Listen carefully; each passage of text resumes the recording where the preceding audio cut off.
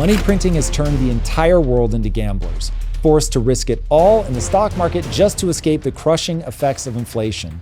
Now, today's guest is showing that even that game is rigged. Chris Josephs accidentally became one of the most important whistleblowers in finance. His app, Autopilot, started as a joke with the tagline, "Invest like a politician," but ended up exposing just how deeply corrupt Congress has become.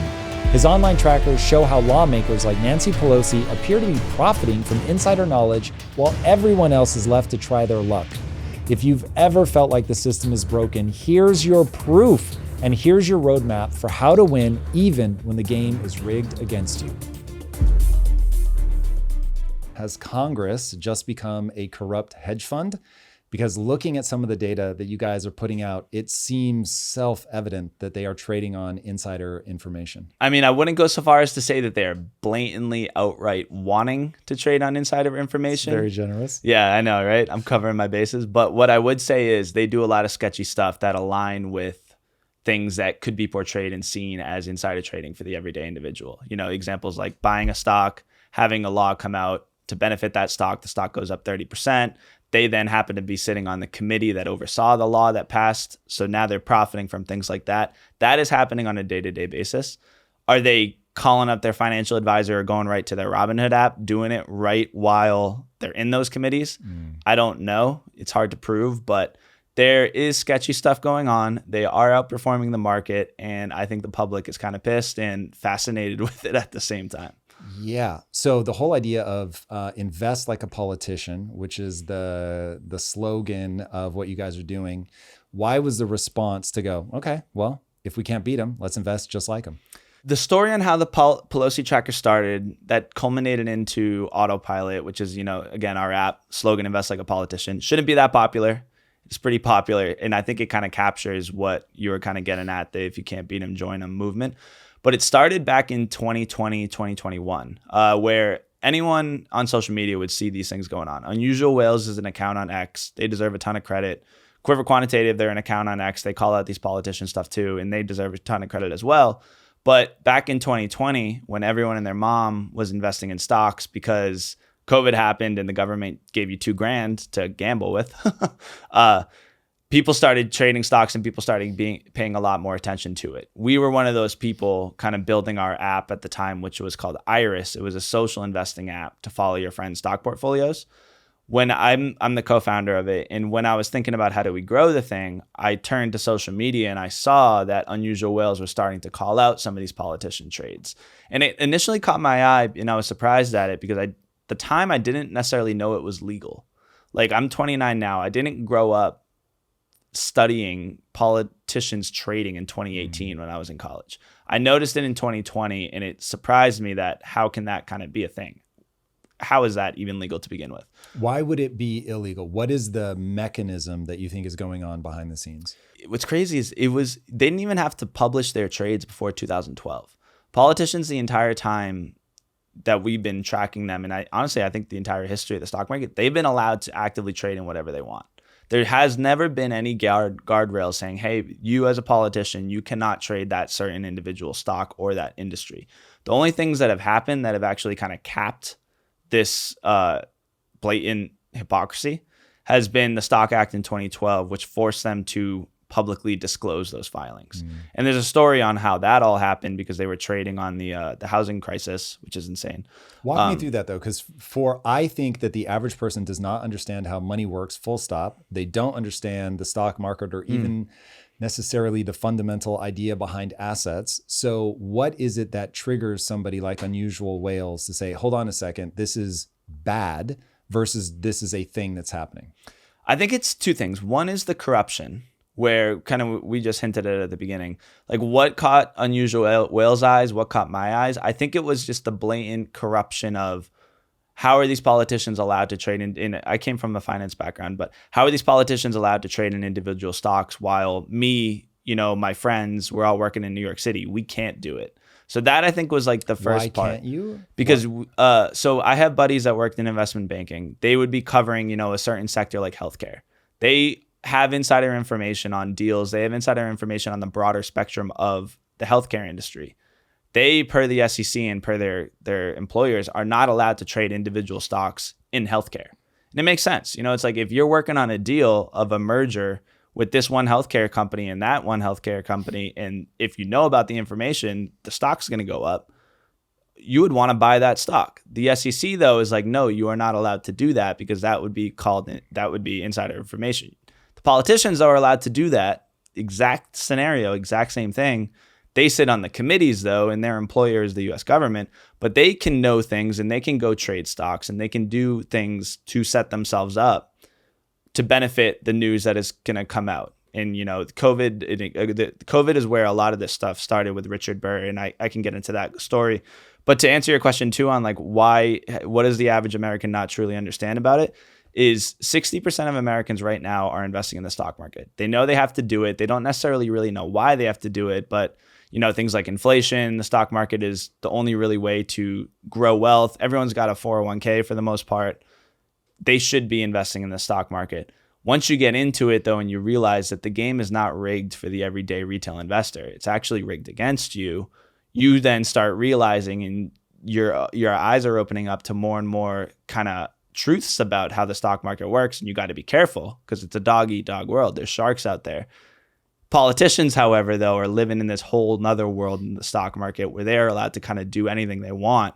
Meanwhile, everyone is out here trying to kind of hold their own, investing in individual stocks that they're trying to do. And it turned into like a hypocritical opposition. And that, I think, is where social media kind of captured it all. So what do you think is worse? The fact that they have potential insider information, or that they can influence something, so like the CHIPS Act, which is going to essentially pick winners and losers? Which of those two is more problematic? I think the first one. I think the trading on insider information, because there's a really simple solution to it all. It's these politicians don't trade individual stocks, put it in ETFs, put it in the broader market. The reason why I answer that is it's hard to limit the politician from picking winners with some of these acts. There was a bill that passed this morning for the sports betting industry. That obviously is going to be beneficial for the sports betting companies. The politicians should not be limited on how they approach and kind of run jurisdiction over that bill because they own individual stocks. I think the individual stocks is the problem part, and you got to cut that piece out. And the solution is pretty simple. It's just put them in ETFs, put it in the S&P 500, or just don't own individual stocks to begin with. Go about your job being a politician, setting up regulations, making sure the American people are safe, which whole other conversation if they're doing that. Give us some receipts. So what are the big sort of things that an account like Unusual Whales or your trackers are picking up? So my morning routine, and Unusual Whales does this too, is we have been studying this stuff for so long that we know the majority of the politicians, which ones are doing it. We know what committees they're sitting on, and we know the stocks that would kind of what we call, notable politician trade alert. It would flag it. An example this morning, actually. So it's insane. So terrifying. Yeah, it's 11 o'clock here. I woke up at 7, went through my kind of morning routine, studying the politicians, studying the trades. And I realized that there was a new politician named Ashley Moody, a Republican from Florida. She is the politician that actually replaced Marco Rubio's Senate seat. She used to be the Attorney General in Florida from 2021 to essentially 2024. During that time, while she was doing it, she was very much pro getting sports betting legalized. She would go on the record saying, hey, this will bring $3.5 billion of annual revenue to Florida. We should do this. We should get this done. She filed the trade a week ago, but the stock was originally bought on February 24th, 2025. That stock was a company called Genius Sports, small $2 billion sports betting company. Wouldn't really kind of raise too many eyebrows unless you knew necessarily about this stuff. Turns out 2 weeks after that, on March 13th, there was a Democrat named Richard Blumenthal. He proposed a new bill that essentially is creating legalized federal limits for sports betting. It is a path towards getting sports betting legalized for the entire country on a federal level. On that news, the stock started popping 16%. It then turns out that bill is now got reviewed twice and got pushed to the next stage of this, which is being reviewed by the Senate Judiciary Committee. Guess who sits on that committee? Oh, God. It's Ashley Moody, the Republican that just bought the stock a month ago. Fast forward to today, it's up 25%. Mm-hmm. And when we then went back and we studied, is like, does she have any kind of relationships in anything with that? Genius Sports, when she was the attorney general, partnered with a company called Hard Rock Sports Betting. And Hard Rock Sports Betting is the only legal entity in Florida that is allowed to sports bet to some degree. So now you then kind of come full circle and you're like, holy crap, the politician's been pushing for this the entire time in her state of Florida, just bought a stock that will benefit from this legislation if it does get passed. And now she's going to be sitting on the committee that is going to oversee and kind of pass the bill. Mm-hmm. That's the example of rules for thee, not for me. How are they allowed to do that when you go back to the example that we were talking about with a healthcare investment banker, a low-level guy that isn't going to do anything?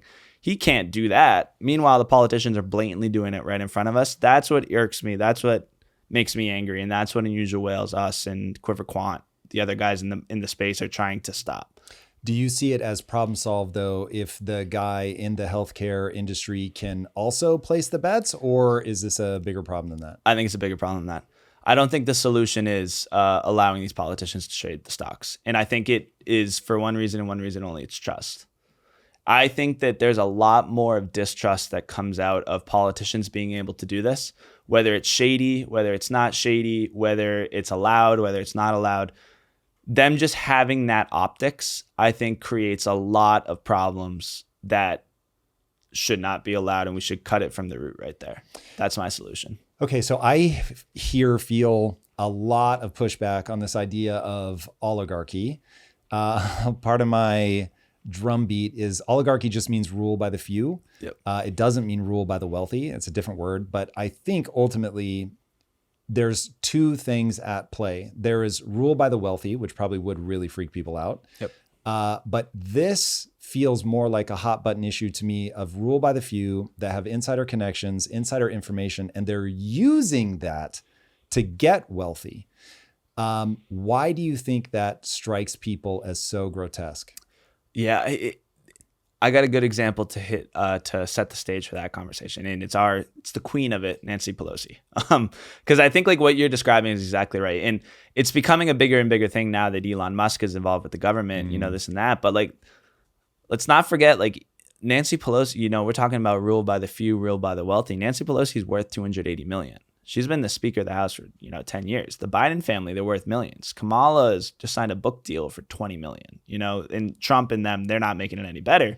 But it's always kind of it's always been like that. Nancy Pelosi, the timeline on her wealth is she got married to a tech investor, Paul Pelosi, back in I think 1994, 1995. They were not wealthy at that time. Maybe they had a couple million, adjusted for they probably were wealthy, but not big, 200 and yeah, whatever. Not in 200. She has been a lifelong politician. Fast forward to the time when she became the Speaker of the House, which was the first time, I think it was around 2008, 2009, which coincidentally was when the Stock Act happened. Her wealth. Stop trading on congressional knowledge. Isn't that insane? It's literally called Stop Trading on Congressional Knowledge. If that wasn't a sign to begin with, yeah. Her net worth when she became the Speaker was around 22 million. Still a lot, but the time of her becoming the Speaker to now, she's 10x that. She's gone from 22 million to now 260 million.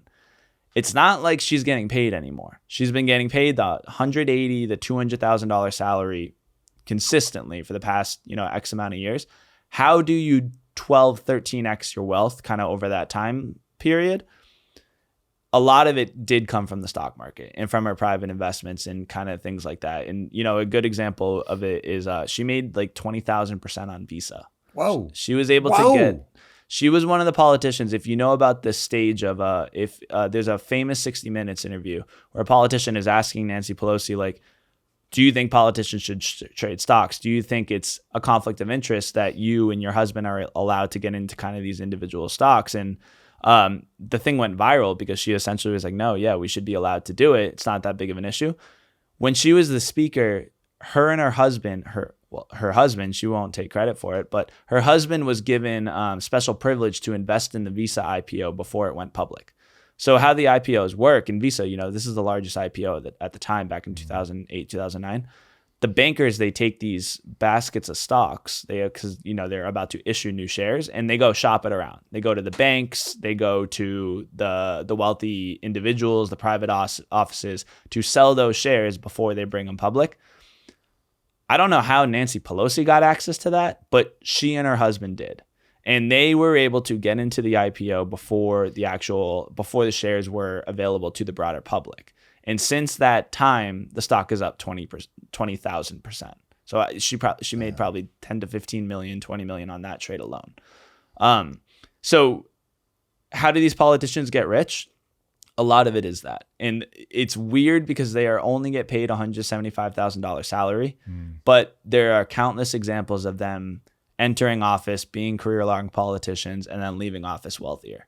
Whether that's from speaking engagements, whether that's from book deals, whether that's from insider trading, you can't deny that these people's wealth does go up while they are in office. And I think that's a big problem that has gotten to the point now where we're questioning everything and we're getting annoyed at Elon. We're getting annoyed at, Elon and Trump, they have their own problems, here and there. But I think it's a broader picture that has to be talked about more and more. How are these politicians getting wealthy while they are in office? Okay, so let me ask, do you make a distinction between them getting wealthy off of the stock market, them getting wealthy off a book deal, a Netflix deal, any of that, or is that all the same to you?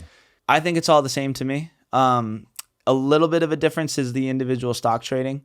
The hard part is a lot of these politicians, their husbands and wives are working in kind of good jobs.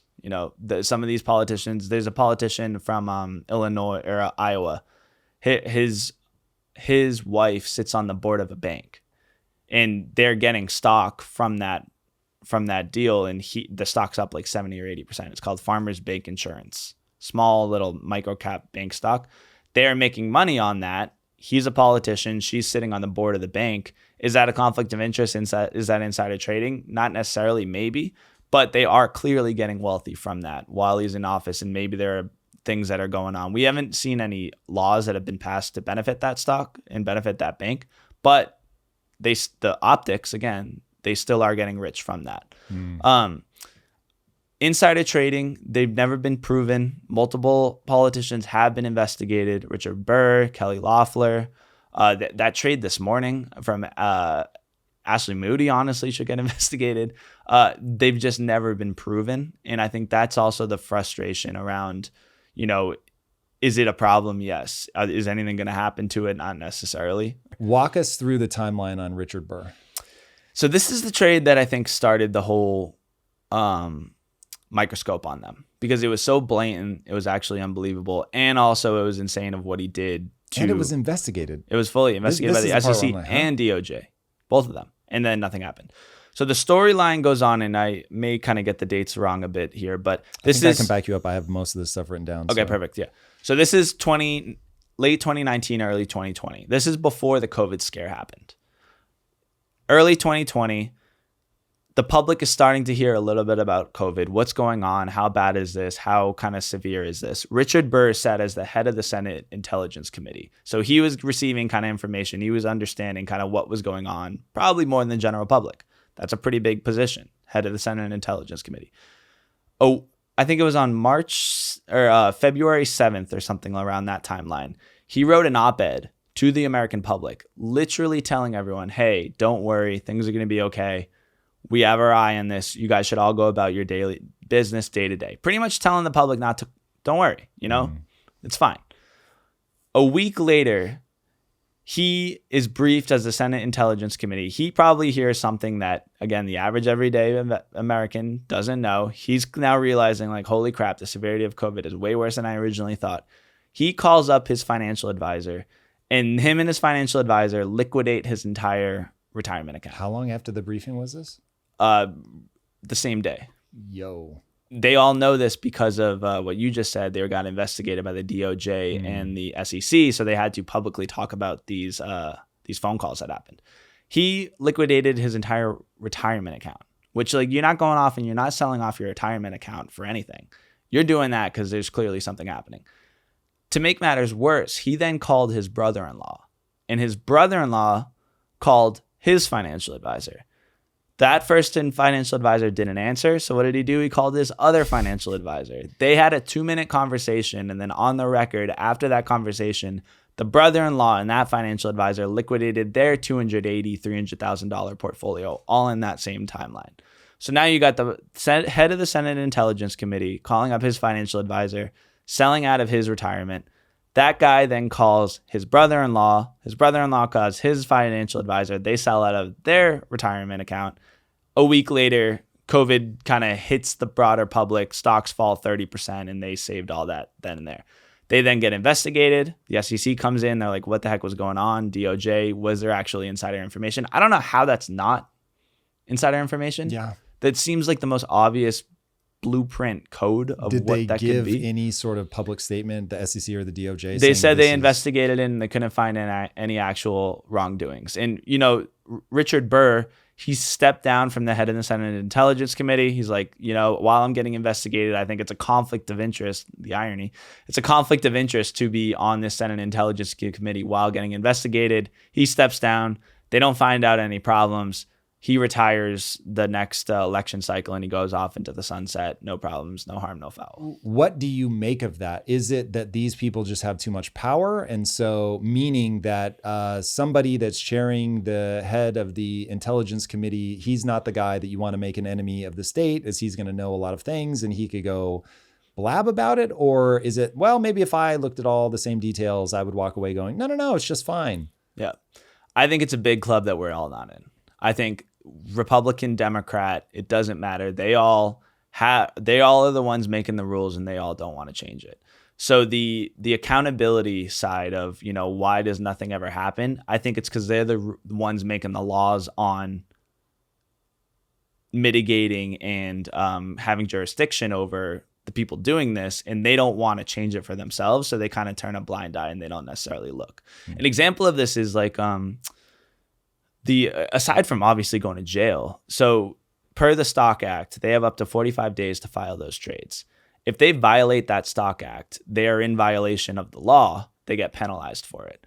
These politicians can be trading hundreds of millions of dollars, tens of millions of dollars. And if they can't file a trade into 45 days, like what are you essentially doing? Why is it taking so long? The fine, if they break the law on that, is $250. It's a parking ticket. You know, and why is it the fine so low? It's because they're the ones that are overseeing and they're the ones that are making the rules for the club that they're in. Mm-hmm. Why would they make it any bigger? What are the incentives that they have to change anything? And I think that is the problem. And that's like why we're trying to harp on this autopilot. The reason why we're essentially doing a lot of this stuff is we're trying to get them banned from trading. We're trying to bring change back into it, to bring trust back into the institutions. And it does start with them making the rules for themselves. They should not be allowed to trade stocks, and they should not be the ones making the laws on them being allowed to trade stocks to begin with too. So I think it's a big rules for thee and not for me, and it's a rich people club that we're just not in. We'll get back to the show in a moment, but first, let's talk about a reality many business owners are facing.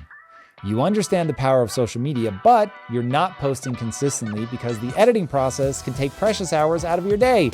Nobody wants to spend hours cutting up videos when they could be running their business. The solution is to turn the things you're already doing into social media content automatically.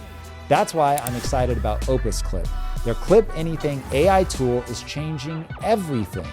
All you have to do is upload any long-form video, and Clip Anything automatically finds the best moments and turns them into social-ready clips. Our social team at Impact Theory has been using it to streamline content creation, but this isn't just for media companies. It's for any business owner who needs to maintain a social presence without sacrificing hours to video editing. Here's your chance to try it. Go to opus.pro/clipanything and give it a try for free right now. That's opus.pro/clipanything. And now let's get back to the show. Okay, so you guys are banging the drum. You're posting about this on social media, certainly during COVID. I mean, this is en fuego. This is catching fire. People are going crazy.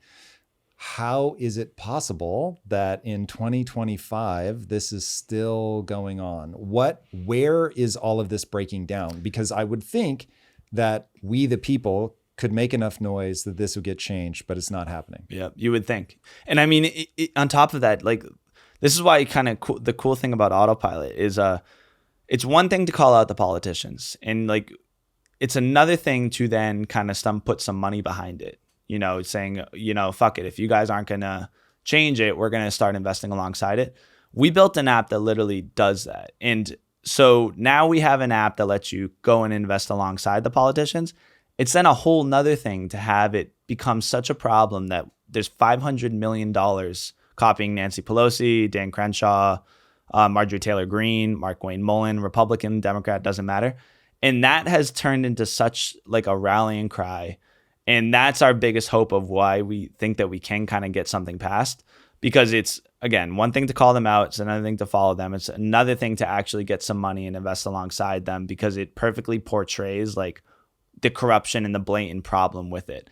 2025 has come around. We've been doing it 4 or 5 years. There are bills now that are being pushed to try and get them banned from trading, but nothing has ever happened. No politician has ever necessarily really reached out to us to try and actually get a ban across the finish line. They haven't, or because you said they haven't really. Has somebody, or? The only politician that we've had constant contact with is Ro Khanna. And he, credit to him, and also credit to AOC. They've been pushing for it. Matt Gaetz did a little bit. Ro Khanna is the politician that has been pushing for 4 things. 1, a ban on congressional stock trading. 2, term limits. 3, ban special lobbyists and interests. And then 4, you are not allowed to be a politician, have that job, and then be hired by, a Lockheed Martin and a Raytheon, a mega healthcare company, to consult them of how to get away from the laws. Now he's just flirting. Yeah, I know, right? That's, can you imagine? Is he popular? I've heard the name, but I know literally nothing about him. In the funny irony of that is his district is San Francisco. So he comes from the tech world, and Nancy Pelosi, also San Francisco. So I wonder what very different choices. I know, right? He is popular with that 100%. He's still, though, he's not one of the more powerful Democrats, I think. And this is just me. I don't fully understand the power laws of these different politicians and who's more powerful than the other. But that message that we post on our social media accounts on Instagram and TikTok or Twitter definitely gets a lot of attention, and people do 1,000% support that.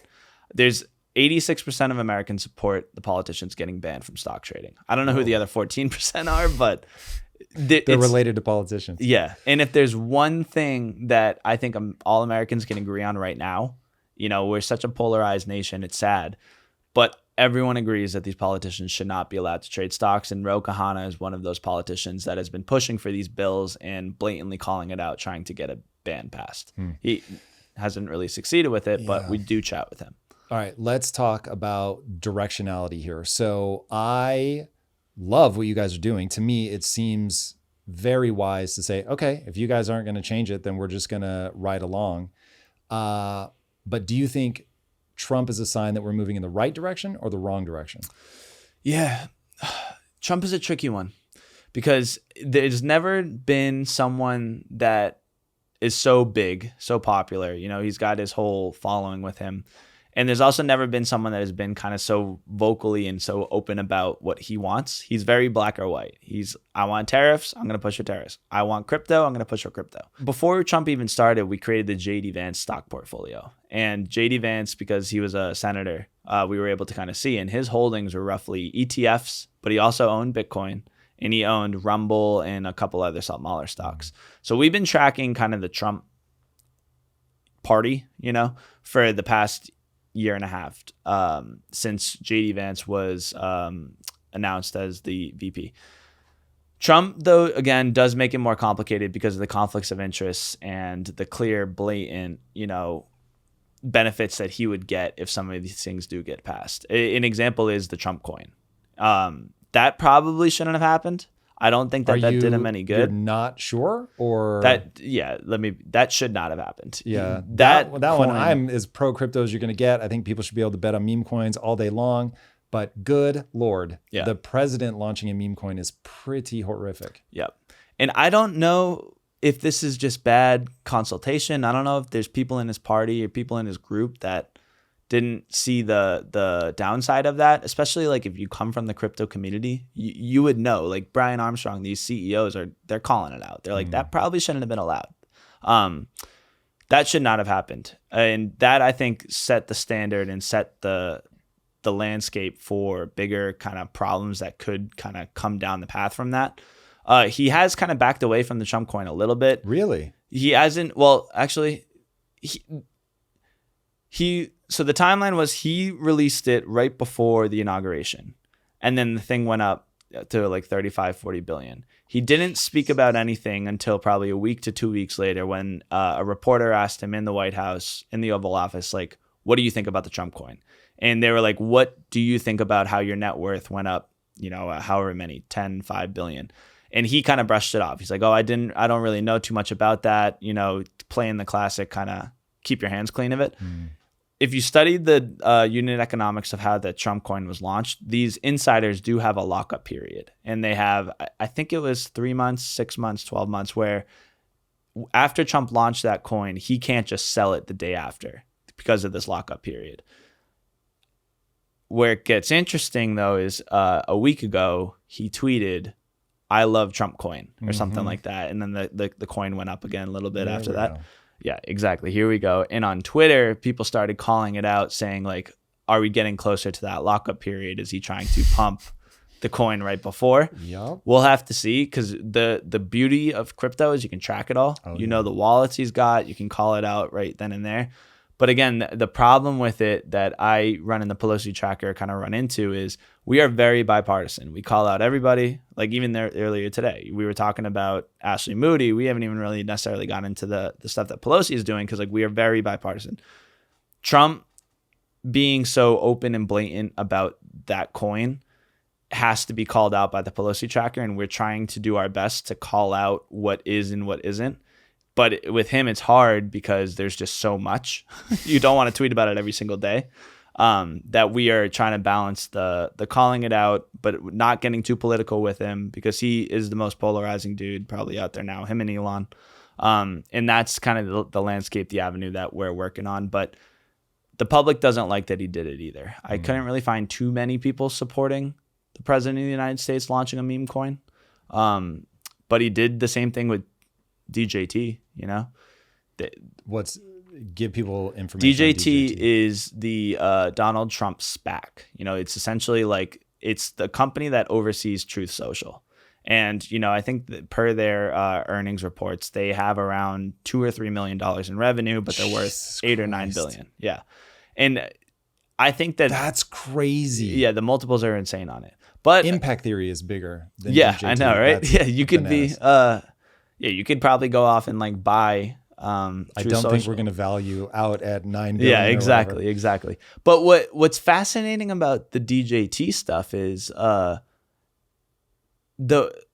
and kind of follow my path here. I'd be curious to hear your thoughts on it. Is like the DJT is a representation of the support for Trump. He launched that. Everyone, it's so public that this company, Truth Social, like, yes, it might have promise. It could be doing stuff that's great, could not be doing stuff that's great. But at least, like, you have the unit economics. They're making $2 million. The people are still buying it, though. Marjorie Taylor Greene, the politician, she bought Donald Trump stock. And I see it as like a support mechanism for the stock market, where when he was getting investigated by New York for the Mar-a-Lago, things like that, support him or hate him, he used the Donald Trump, the DJT stock as like a rallying cry to be like, they're trying to take all my money. You can support me with this asset. The world's biggest GoFundMe. Exactly. And what is fascinating though about that, and this is why like maybe he was in on the Trump coin a little bit more than I would necessarily think. This is where I put my tinfoil hat on, is the DJT stock is the same kind of GoFundMe style thing for Wall Street as Trump coin is for the crypto industry. There's not millions and millions of people in the crypto world lining up to buy and support DJT stock. So what do? You launch an asset in that world, Trump coin, and now you can kind of sell your support to the crypto community, and the crypto community can come in and invest alongside and support that politician with the money, with their own money. And let me be clear, I think there's something to that where your dollars should support the people that you want. You know, we were chatting off air a little bit about like the whole Alibaba and what we talked about on the Tucker Carlson podcast. Investor values. Yeah. Is there anything necessarily wrong with Trump being open and blatant about doing these things? Yes. Do you think with the stock? Yes. The stock is a little bit trickier though because of that truth social aspect of it, where there's actually an underlying business to it. Oh, Jesus, man. When he's not president, I love it. Yay. Yeah, hey, we have this former civil servant who we believe is being prosecuted, and we want to like do a GoFundMe where we can show support in a way for an actual business endeavor. There is what I call a cover story, but I think you can paint the same picture for the whole stock market. Anyway, there's a cover story for why we want to do this, which is we believe in true social and we want to see this thing do well. But you started this by saying, look, there's no trust, because even if they aren't doing insider trading, the optics give it such a look of that's what's happening. The growing wealth divide makes that untenable, where you just cannot be playing that game. Yeah. So when I think about, I need to lay down in my own life, I need to lay down principles. So I don't want to look at Trump and say, oh, this is how Trump should be treated. I don't want to look at Pelosi and go, this is how Pelosi should be treated. I want to step back and go, this is how politicians should be treated. And whatever effect that ends up having across the board, I actually want to be blind to all the potential things that could come in the future. Trump, Biden, doesn't matter. Yeah. Literally doesn't matter. This is the policy. I think about this a lot as a CEO. You put in policies. You do not go, this person can go do this person can go do that. You just go, here's our policy, and then whatever comes of it, comes of it. And if I don't like the way that it's treating somebody, I'm going to adjust the policy, and now it will create an equal playing field for everybody else if I'm trying to solve that one-off thing. So either, and this is something that we'll certainly get to today, is there are two choices before us in terms of how we solve this problem. Choice number one is you just start outlawing all this stuff and you say, no. If you're going to be the president, hey, sorry, but you are going to have to sell out of that company. So Elon Musk, if you pass a constitutional amendment and one day you want to run for president, you're going to have to sell out of all your companies and either don't run for president or sell. Those are your choices. Or we say, yo, I want the best and the brightest. I want the most successful people in the world to want to be president. This is amazing. Therefore, I'm going to do maximum transparency. And I'm going to say, dear Elon, dear Trump, dear Pelosi, dear anybody, this is going to be real time. When you make a trade in real time, that's broadcast. And now anybody, a Chinese, foreign national, an American, anybody that goes, ooh, I bet you know something that I don't. Now I'm going to be able to trade with you instantaneously. And you effectively, through technology, eradicate the idea of insider information, because the second you move, everybody can make that same technology and transparency of real time. Right. I have not thought through this well enough to know which of those is going to be better, but that to me feels like the play. And what I hear you guys saying is, we're doing the transparency thing because we can't get you to stop doing things that we view as at least optically so grotesque that something has to change. Mm-hmm. And possibly this is just outright corruption. And if that's the case, then I say, well, okay, then that applies to Trump. And you can't, no matter how much, once you're president, no matter how much you want people to be able to support you, no matter how good that was when we felt like you were being persecuted and having the justice system turned against you, now that you're president, like, you just can't fucking do that. Yeah, that's a good point. That's a good point in the contradiction of, because like maybe even like on the policy side, maybe there's an argument to be made that the president is just the next level of like, that is a whole another world. That is like the ruler of the free world. Him launching meme coins, him even having, to your point, the Donald Trump stock, which is him even having interest in True Social, which is a public company, probably kind of can raise a ton of conflicts of interest. So I hear you on the hypocrisy or the contradiction of it. I guess the thing that I'm kind of downplaying a little bit is my biggest belief is, you're right. These politicians should not be allowed to trade. Maybe kind of full transparency around that kind of should come into play here. With Trump being the president, that again, maybe that's a whole nother world. Is there an argument where just full transparency into the whole thing and it turns into kind of the wild, wild west of these politicians? If they're all going to do it, let's get rid of the guardrails, for lack of a better way to describe it, and make it all transparent, all open, and let the public decide on whatever they want to do. Right now, we're at this I think, this problem. And now that I'm thinking about it, it's good that you're bringing it up, because it's like, on the one side, you got all the politicians playing this one game where they're behind the veil of the Stock Act. They still can trade, but they have 45 days to do it. They're still allowed to essentially kind of trade whatever they want, but they can hide behind a lot of those rules and they don't have to be so open and so transparent about it. On the other side, though, you got the most powerful person in the world blatantly doing it to a point where he is so overly transparent about it that you know exactly his entire game plan. You know how much money he's making. You know how much money his net worth is going up. And he's on the whole other spectrum of transparency with it. It turns into just this whole crapshoot of like, which way is right? Because he shouldn't be allowed to do what he's doing, but his transparency and his way he's doing it, or his transparency in the way that he is kind of outlining how the whole things work, is the way that these people should be doing it if they're going to do it anyway. So do you understand where it's like the line of the president is in a whole nother world? He is being probably openly transparent about it. Meanwhile, the Congress, they are not being transparent about it, and they're using the Stock Act and stuff to be able to kind of hide and do things that the American public aren't able to see. That's, I think, like we see that on social media a lot. And Trump, I think, to your point, it's so tricky when your initial question was like, is it right? Should he be allowed to do it? No. But he's being so overly obviously transparent about it that it's so easy to call him out for it, to the point where it's like, do we even call him out because he's telling the whole world what he's doing? You can't call him out if he's telling everybody to begin with, you know? I do. I think it comes down to a fundamental question of what do we believe is the purpose of the presidency? I've never had to articulate this out loud, so forgive me if a week from now I say this is actually not what I think anymore, but my initial reaction is the sole purpose of the president of the United States is to make America better for the average American, just to put a simple way to talk about it. Yep. And I have a feeling that given the truth of the statement, show me the incentives and I'll show you the outcome, the last thing in the world you want the president to do is play a short-term game. And even if you did something, because as you were talking, my initial instinct was, oh, this is create the sovereign wealth fund. The president, whoever they are, gets some piece of the sovereign wealth fund, some tiny, tiny, tiny piece of the sovereign wealth fund personally. And it's like, cool, if you make things better for all of us, then you get something. And then I just thought, oh my God, that will drive them to think so short-term. Yep.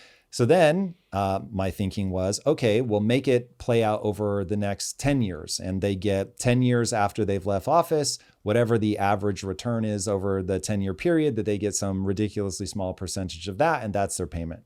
And I can just see too many distortions coming even over a period of time like that you're probably better off going back to the system that we had with George Washington, which was effectively Alexander Hamilton going, you're the only person I trust not to be corrupt, that I can put in this position and I know desperately wants to not be the president. And the only reason you're doing it is for the good of the country. And so you'd be willing to make all of these sacrifices. Yeah. I think that just is the right play. Now, we're not in that world right now. And so my thing is deal with the world the way that it is, not the way you wish it would be. And so we have a rat's nest that we have to untangle. But just to linger on the point of a George Washington-like character for a minute, if we can create that kind of ethos in the culture, which I think the culture is probably closer to right now, they are so infuriated by rule by the few. Yep. They are so convinced that the few are either already rich and got rich through corruption, or if they weren't rich coming in, they're getting rich via corruption while they are in this, as you said, club that we don't belong to. Because that's where America is at right now, it's like you really have to find a way to create a scenario where, to your point, you're reintroducing trust in the government. And I think the only way you get there is by somebody who is saying, listen, I'm just going to eschew all of this stuff for now, which sounds like what JD Vance did, David Sachs did, where it's like these guys made choices that were worse for them. Like, I love the idea that JD Vance holds ETFs. So now it's like, well, if the American economy is winning, he's winning in the exact same way that anybody else would win. It's the same companies. He doesn't have any specific influence because it's such a large group of companies. So now it's just like, yeah, you're incentivized to make America better. One simple proxy would be the performance. I mean, GDP might be a better way to look at it, but you can't trade on that. So the thing that we can all trade on becomes the S&P 500, again, just to oversimplify. So something like that I like, and feels like it probably just has to be that. And if you want to be president, then you're going to have to accept, I can't have my JDT, I can't have a meme coin. And we somehow, and this is way harder than I'm going to make it sound, we somehow get everybody to re-embrace that sense of, I become the president as a tremendous act of sacrifice, not as I expect to get wealthy. Now, I will plant one seed, which is I love that these guys then make a ton of money on the backside by writing their story or whatever. If they're out of office, and at that point, it's as an American person, like, I want to know these things. I suppose it can still be manipulated a bit in terms of like the speaking circuit, where it's like, hey, once you leave, I'm going to take care of you in this way. Netflix, we're here, you know. Yeah, so there would have to be guardrails around that. But I don't like the idea of a president dying broke. You know what I mean? Like, so anyway, there have to be something. No, I mean, I think like, because when we think about what are the different solutions to it, you know, we can, again, this is why I love what we're building with Autopilot. It's like, we are trying to create a rallying cry saying, hey, politicians, you aren't doing anything. So we are going to build an app to literally invest alongside you because you are not doing anything. And oh, by the way, we now have 500 million following you and we're crushing it. We're making millions. Maybe you guys should take this kind of more seriously and like stop this. And like, that's our way to get more and more people eyeballs, more and more people to see it. And it's worked. You know, we got 1 million followers on Instagram, 1 million followers on Twitter, the Pelosi tracker. We're on shows like this. People wouldn't know about this stuff unless, I think like the app is a great way to capture that emotion because your money is actually involved in it. When we think about solutions though, it's like we are trying to get them banned from trading. And the ban is much more complicated because of the different nuances, and I'll get into that in a second with what bills have been passed or what bills are getting potentially down the line. But the three kind of main solutions, and again, president's a whole nother world. You are completely right. One, get rid of the delay. Allow them to trade individual stocks, but open up that transparent layer where it's like, look, if you guys are going to trade, we'll let you trade. This is just one solution, but get rid of the delay. So now if you're trading, the whole American public knows that you're trading and they can copy you, not copy you, do what they want. But the American people at least can be like, we're making progress on this. They are at least being open and more transparent about what they're doing. Downside of that is you still have the terrible optics. People don't trust them. They still could be quote unquote insider trading, but at least you have the ability to see what they're doing. Second option is this blind trust idea where you take your individual assets and you give it to a third-party financial advisor, quote unquote, a blind trust. They could do whatever they want. You don't have any access to them. And to be fair, some of these politicians do have blind trusts set up where they are not trading, but it's the financial advisor making trades for them. The problem with that solution, in my opinion, is I don't think that solves the optics issue whatsoever. I still think there's going to be American people being like, okay, cool, you got a blind trust. You're still calling up your guy. You're still talking to him at dinner. You know, you're not just going third party with this. That I don't think is the solution.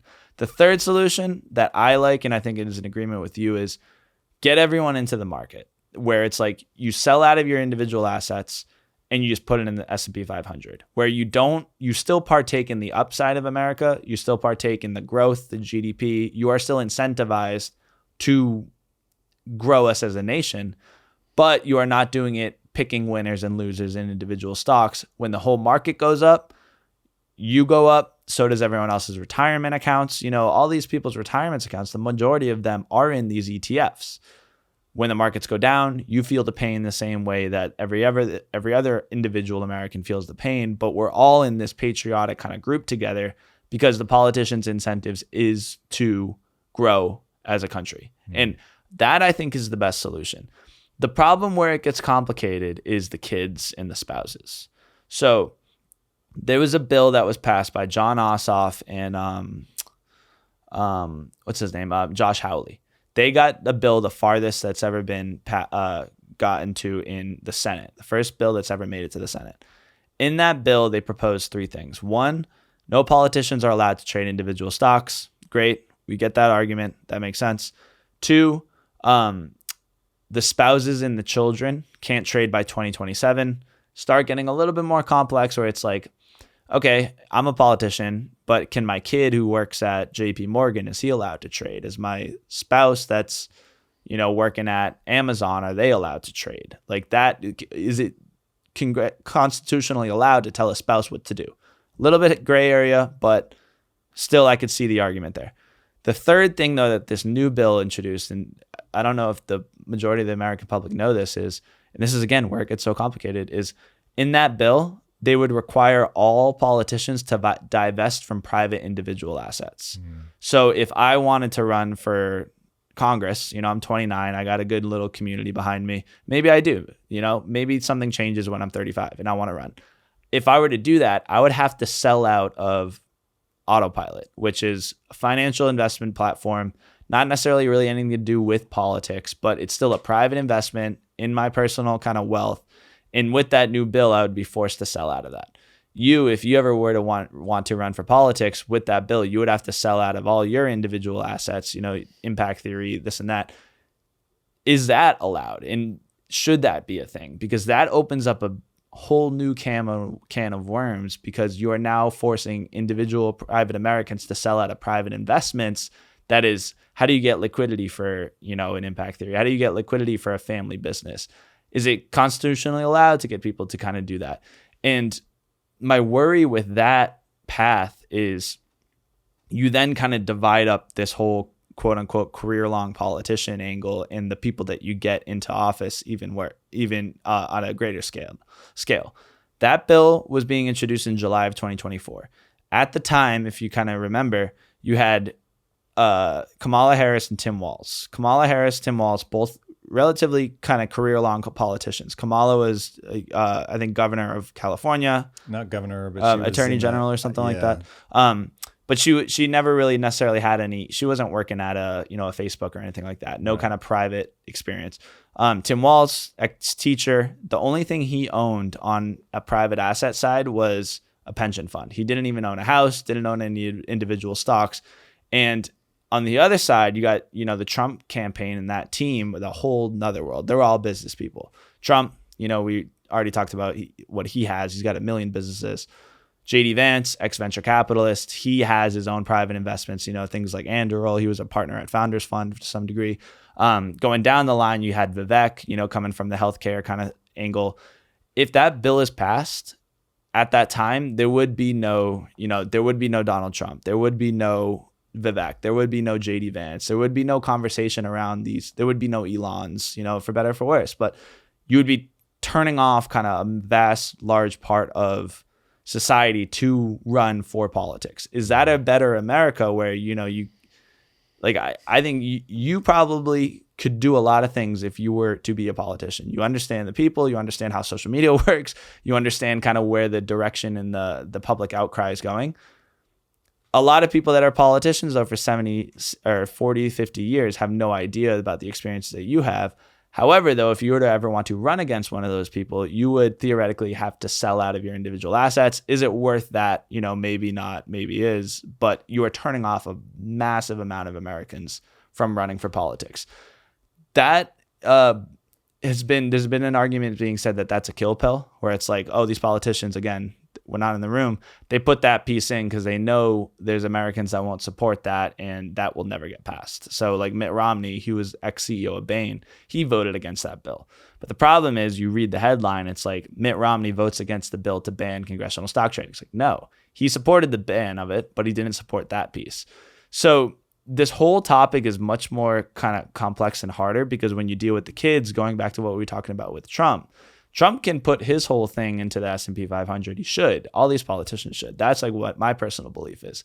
I think they shouldn't own individual stocks, but I think they should have an incentive to drive growth in America. Donald Trump's kid, though, Eric Trump, for example, he's the one behind all these ETFs. So even this morning, he's talking about launching ETFs with Truth Social. Truth Social stock is up 10%. Donald Trump's individual net worth goes up however much percent because he owns it. But how is it constitutionally right to tell Eric Trump, you can't do this because your dad's the president? I think because he's the president, it's a much, much different level. There's clearly things that he probably shouldn't do. But if you're a politician from Washington and your kid is trying to do something, should you tell your kid that you can't do that individual thing because your dad is a representative from small district in Washington state, that doesn't, miles and miles away from DC, not the most important, you're not the ones moving the needle for the federal government, but you still are, a person in Congress. That's where it gets much more complex and harder to kind of parse through, and why this entire topic is so nuanced, and also why with autopilot and with the Pelosi tracker, we are trying to bring more eyeballs and transparency into it so people understand it and they can at least have a more informed way of making the decision around what they want and what they don't want. We'll get back to the show in a moment, but first, tech's biggest secrets are now being shared, and here is how to listen in. Whether you're tracking AI's exponential growth, trying to navigate the crypto landscape, or just trying to understand how technology is reshaping global power, you need an insider perspective. That's exactly what Tech Unheard delivers. This is not your typical corporate podcast. It's Arm CEO Renee Haas getting tech's most influential leaders to drop their guard and speak candidly about what's really happening. But one of the things that I realized was that as technology got more complex, it just became impossible for one company to specialize. You had to have the value chain split out into different companies so that you could have the specialization that made technological progress possible. Tune in to Tech Unheard from Arm and NPM right now on your favorite podcast platform. Your competition is already listening. And now, let's get back to the show. Given what you guys do, I have to imagine that a big part of your audience, customer base are millennials, Gen Z. Do you feel like you have your ear to the street in terms of what their vibe is like? Because from where I'm sitting, it feels like there is a lot of we're past frustration now, and we're into outrage territory. We're into hopelessness. We're into burn it all down territory. What do they want to see with all of this? Yeah. So we see a lot. So on the Pelosi tracker, that account has 1.1 million followers on Twitter. X, a little bit probably more conservative leaning. On Instagram, we have an account called the Politician Trade Tracker, 900,000 followers, probably a little bit more left leaning in that. So we see, we post the same thing on Twitter. We post the same thing on Instagram. We see the two different arguments. Same here. Yeah. The underlying truth, the first principle kind of commonality between them all is, I think people are kind of just sick of the blatant corruption in front of their own very eyes, where people are struggling with inflation. They're struggling with the day-to-day stuff. They can't buy a house. They can't do this. They can't do that. And they are feeling left out because they are not part of this system. Meanwhile, the politicians are blatantly doing these things right in front of everyone's face. And I think that's where the frustration starts boiling up. And they all kind of call out the corruption and them just kind of not necessarily doing it. They do it in different ways. So like we still obviously do see, the Gen Z millennials saying, hey, why aren't you calling out Nancy Pelosi? She's the one doing it the most. And then on the other side, you get like, hey, why are you only calling out Nancy Pelosi? There's other politicians doing it as well. So if you comb all that stuff out, I think the unified thing of the Gen Z and the millennials is they are feeling left behind. They are frustrated with that. And they rightly so are calling out and saying, why are these politicians getting rich in front of us? Meanwhile, I'm struggling to buy my eggs because, inflation, things like that. Shouldn't you politicians be focused on that as opposed to trading, your stocks every 2 weeks? That is what we kind of see a lot of. And it probably comes more from the millennials, to be honest, than the Gen Z. Gen Z, I think, grew up with it. and they just have accepted that this is the way it is, and they are just Learned like helplessness. Yeah, That's terrifying. it is. Yeah. How are they responding to it? Is it with an aggression, with an apathy? I'm going to work around it. Like, what do they think?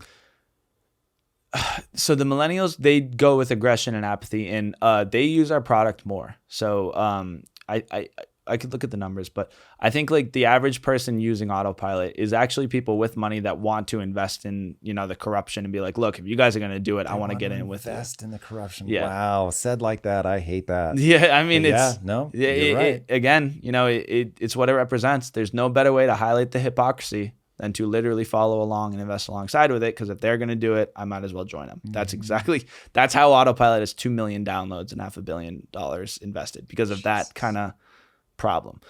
Gen Z, though, I think it's more of like the dog eat dog world. And for better or for worse, this is like what I see. And this is, I think, just I have two brothers who are Gen Z. They see this too. There's a lot of ways to make money. And I think they are kind of seeing like, oh, these politicians make money that way. It's clearly not right. It's clearly corrupt. It's clearly kind of problems. I'm going to go and I'm going to try and launch a meme coin and kind of rug pull, this other guy. I'm going to try and do these AI apps on social media and kind of grow them like that. It's more of a dog eat dog world. And, there's still a lot. I think the beauty of what Gen Z has is they don't take themselves too seriously and they don't get necessarily as frustrated. I think like they live a little bit of a less anxious, maybe the data is wrong on this, but the way that I'm seeing it around the politics is they live a little bit of a less anxious life because they like are accepting of a lot of these kind of things and just how it is. And it's like, I have to just figure it out on my own. And I think part of that is being shown with how they treat our account, but also how they go about trying to make money on their own. Man, say more. So how are they... I don't know if you're making me fall in love with Gen Z or if I'm not understanding what you're saying, because I love I have to figure it out on my own. No one's coming to save you. That's my message. My producer, Drew, who's just off camera, hates when I talk like that because it's certainly out of step with millennials. That is for sure. Yep. Who want to be seen. They want to be recognized for how bad they've had it.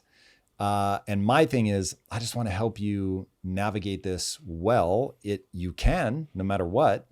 Am I hearing you right about Gen Z, or am I misinterpreting the idea of I've got to figure this out on my own? Yeah, I think you're hearing me right. And maybe I could find probably a way to articulate it better where it's not like keeping money aside. I think what Gen Z accepts and probably is in the right is not necessarily you are on your own, you have to figure it out by yourself. It's they have grown up with COVID. They grew up with they weren't in it during the housing crisis, but they were probably, I don't know, 7 or 8, 6 or 7 around that time. So they grew up with the fallout of that. The millennials had a whole different experience with that because they were probably a little bit older. But I think what Gen Z is kind of seeing and what they're realizing is there's a lot of like you can either complain about it or you can just accept it, have a little bit more of a carefree lifestyle saying, fuck it, I'm never going to be able to buy a house anyway. Let me not stress about it when I'm 20. And it's also coupled with social media, seeing, how it works. The best way to say it, I feel like Gen Z feels like no one has been looking out for them. And that is a little bit of the difference between the millennials. I'm a millennial and like the Gen Z younger brothers that I have. Me as a millennial, I know that there were things going on and I know that I'm getting the bad end of the stick, but I still don't want it to be like that. That's why I'm complaining, saying like, what the fuck, politicians? Why are you able? That's why I'm building an app that literally lets me copy them. I don't want you guys doing this. I want to provide change. I want to kind of get this to stop so that we can kind of keep moving forward. We can bring trust, transparency back in. Meanwhile, the millennial in that same scenario is like, why are you even complaining to be, the Gen Z in that same scenario is like, they have the mindset of like, why are you even complaining to begin with? Just accept it. Stop stressing about it. Nothing's going to change anyway. These politicians are not your friend. They're in the club. You're not. Stop trying to change it. Figure it out and kind of live your life that way. That's, I think, like a little bit of the difference. For the Gen Z kids, they're, I think, really experiencing that now with, we've talked about college loans, student loans for how long? Like 15 years. they've grown up with it. Their entire life has been hearing about how college is expensive, how people are complaining about college student loans when they're 35, 40, 50, and they can't pay the things off. You would think that, okay, if you guys have been complaining about it for 15 years, you would have done something about it. Nothing has happened to it. And now my younger brother is about to become a freshman in college. His tuition is $90,000 a year. Whoa. And it's like, when I started, I went to Villanova in 2014, great school. My tuition, I think, was like 55, 60 maybe. So he saw me going to school. My older two brothers went to school, and now it's his turn, and he's seeing $90,000. It's like, what do you do in that situation? Especially when you didn't necessarily really have the power to do anything about it.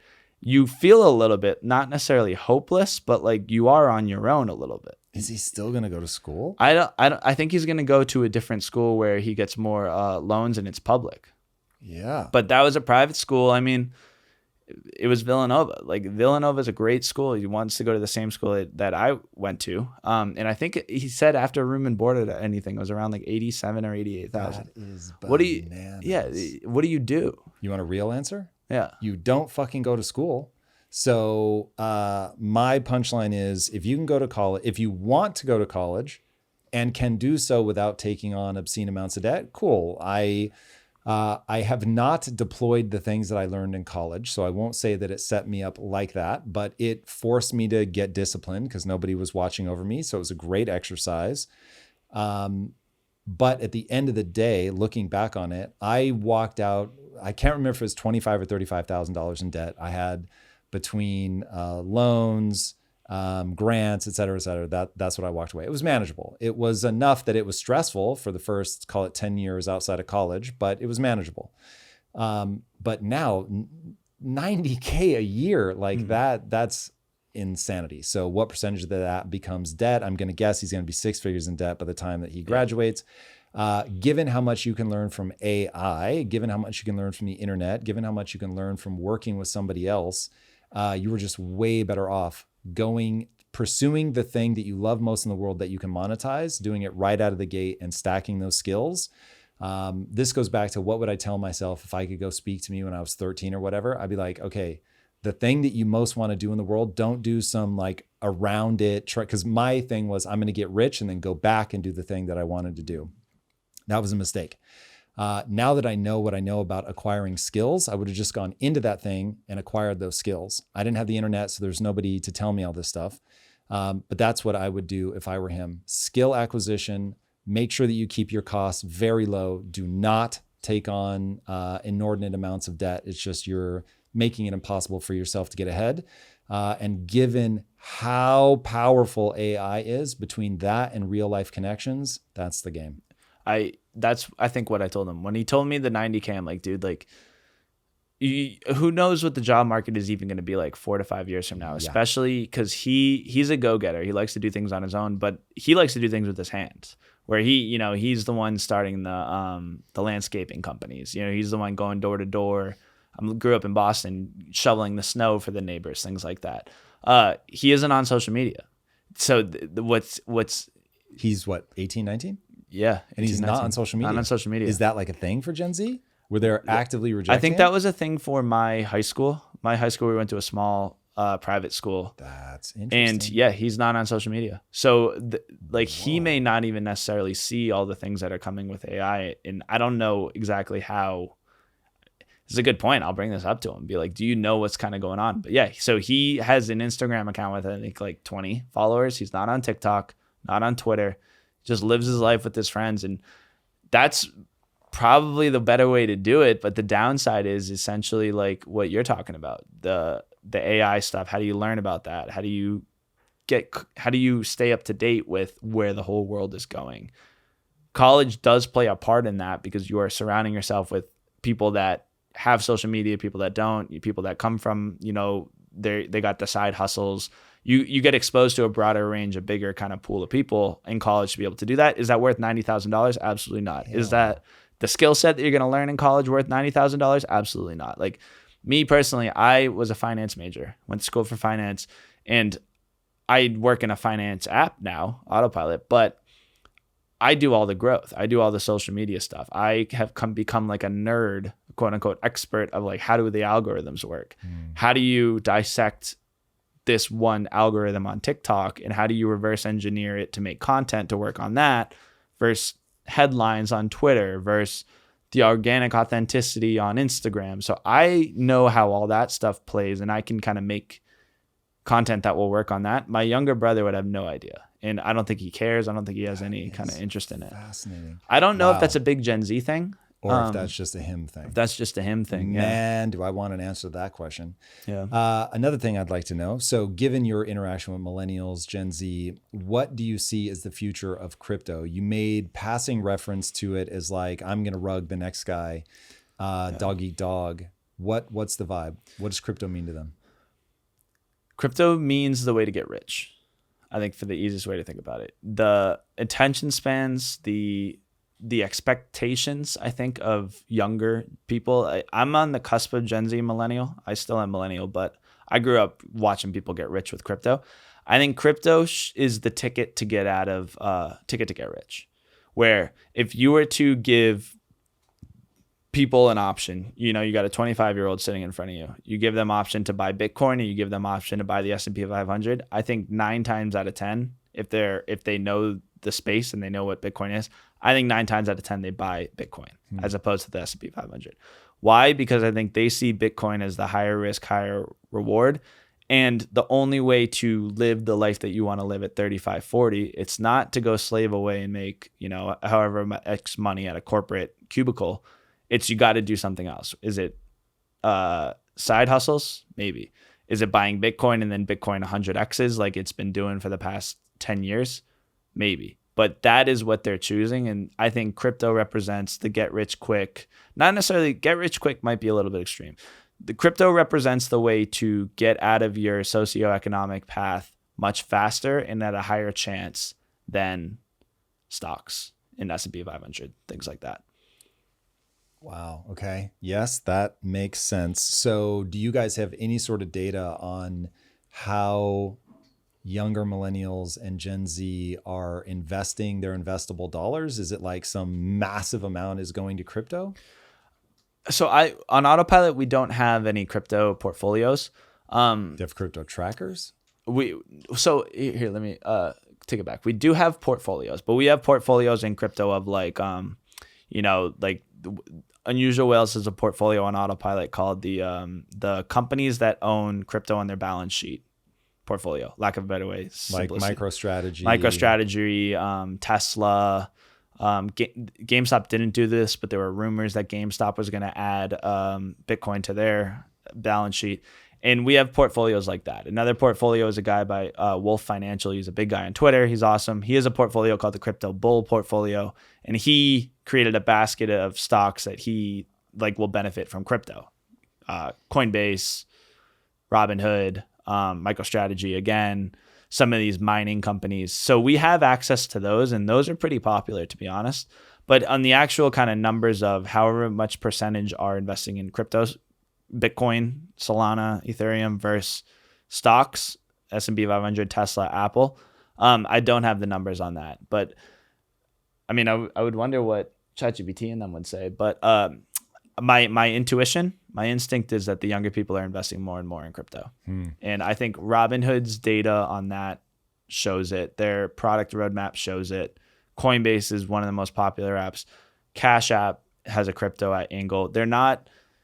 These companies are not marketing, come in and buy Apple and hold it for 100 years. They're coming in and marketing, you can buy any crypto you want on our platform. And Trump, you know, the Trump coin, that doesn't help, you know, but that narrative I think is becoming more and more relevant, especially in the Gen Z era.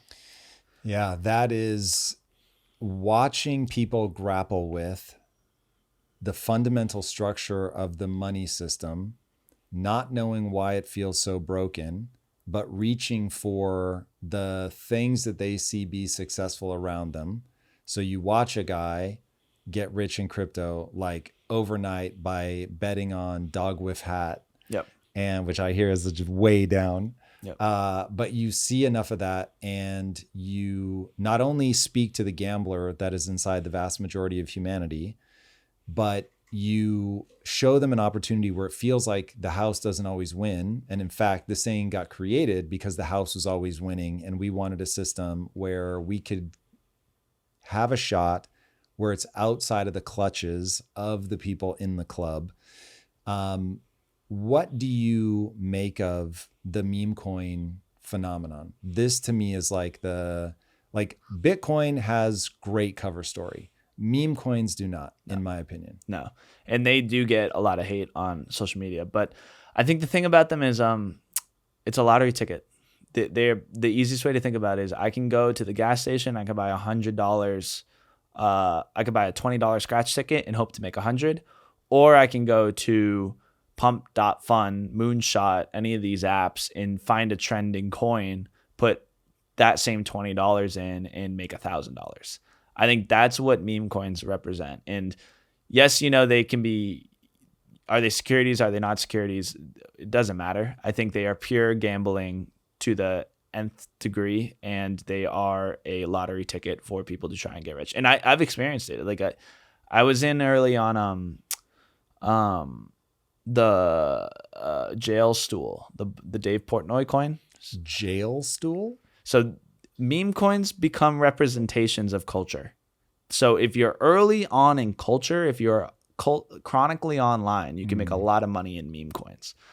You just have to be early, and you have to be in at a certain market cap, without getting kind of too nerdy. But I like the nerdy. Let's go. So my take on this is if you get into a crypto coin, a meme coin, before like $1 million market cap, you have the chances to ride that thing from $1 million to 10 million to 15 million, and then you sell out of it and you kind of get out of it. The stages of how you kind of do this, and people do this on Twitter all the time, and you got to be very, very careful because it's a dog-eat-dog world in that. There are group chats that you have no idea about that are plotting how to launch this cultural meme coin, pump it up, and then sell out of it while they're kind of talking to their community on Twitter. That's so horrible. And I might mess up the timeline a little bit of this with the jail stool, but Dave Portnoy, they've all wanted him to launch his own coin. He did. Solana is the new network that allows him to do that. He talked about one coin. I can't remember what it was. He tweeted about it. The coin went up, 30 to 40%, something like that. Maybe even 100%. He then went on Twitter and he said like, hey, everyone, I tweeted about this coin because I bought it and it's up 100%. I am now going to sell it. And he sold it, and then the thing falls and it kind of gets killed. So what did everyone on Twitter do? They start calling him out. They say, hey, you're going to jail. That you just rug pulled. Like, you are being so open, obvious about it. You're going on Instagram, filming yourself, saying that you are doing a rug pull. You are going to jail. So again, culturally relevant, people started capturing on. Then guess what happens? Someone made a coin called Jail Stool, and it represented Dave Portnoy rug pulling his crypto community, and they gifted it to him, and they said, Dave, this is your Jail Stool coin. This is going to be the coin for you to go to jail. The whole like Barstool community and everyone on Twitter caught notice. It started getting big on TikTok as well. And he started pumping that coin. So it became like a ironic kind of thing of, hey, you guys are telling me I'm going to go to jail via this Jail Stool coin. Well, I'm just going to pump this coin up, and I'm going to have this one try and go to $1 billion market cap. That's kind of the game. That coin went from $1 million market cap up to 20 million market cap in like 2 or 3 weeks. He couldn't get it over though the $20 million market cap, because in the meme world, you cannot hold these things forever. You got to buy it and you got to sell it after 2 hours. Buy it, sell it after 2 hours. That whole little kind of game. So it was just funny, and it caught the culture. Just people were fascinated with it because it would keep going up and down, and he would be publicly talking about it. And he's the first kind of crypto person that has ever been so openly talking about trying to pump specific coins. And again, going back to what we were talking about being culturally transparent, it's like what Trump was doing with all of his stuff. He's clearly pumping it. Portnoy then sees what Trump is doing. It's like, well, if the president of the United States is doing it, why can't I do it? Odds of me actually going to jail Odds of me effectively actually zero. Yeah. And then he starts doing it. And And now, the coin is worth 0, but that is how the Did kind he of, ever sell? Or he he's just still rode holding it up and down? He's still holding that one. Yep. And he then started tweeting about like Jail Stool 2 or something like that. He made a second Jail Stool coin where people were kind of sending stuff. But again, going back to what meme coins represent, it's culture and it is lottery tickets, get rich quick schemes. Yeah, man, this one is beyond fascinating to me. The way that I view this is that what people are doing is essentially saying, okay, there's a mechanism here that I know works, that I can get people excited about something. And in getting them excited about it, the value comes out of nowhere, and it is literally just enthusiasm. Now, I believe people should be able to spend their money on whatever they want. So if people want to gamble, I think they should be able to gamble. If people want to gamble on, I think I can time the excitement of this better than you. I think I can read how excited people will get about this better than you. When meme coins first came out, I thought, oh, maybe people don't understand that there's like no utility here. And then over time I realized, oh, no. They just all think that they're going to be the ones that understand this better than the next person. And so it's a bunch of people playing like this perverted version of the GameStop thing where it was like, okay, we're all going to hold, right? Yeah, we're all going to hold. We're all going to hold. Yeah. Like we're pure of heart, knowing that some massive percentage of them were not pure of heart. And of course they all start selling in the end and it crashes down. It's like don't stabbing your neighbor in the back kind of thing. Yeah, exactly. It's like one of those games where it's like, okay, how long can I get people to believe that I'm really in this, that I really believe in it and get this thing going? But everybody ultimately is there to make money. So everybody knows at some point I'm actually going to sell this thing. And can I play that game well? It is utterly fascinating. It triggers the gambling, video game playing, like all the things. Get rich quick, to your point about that. This is one that we are really going to have to grapple with, because this is you're encountering the architecture of the human mind. And this is just the way the mind works, and people want to gamble and people want a chance and people love getting caught up in it. It's the same reason that people gamble on a basketball game, because now it makes the game more interesting because there are stakes. It's like your everyday life. You have this little thing that you can do that you can check on your phone every now and then that gives you this tremendous dopamine rush.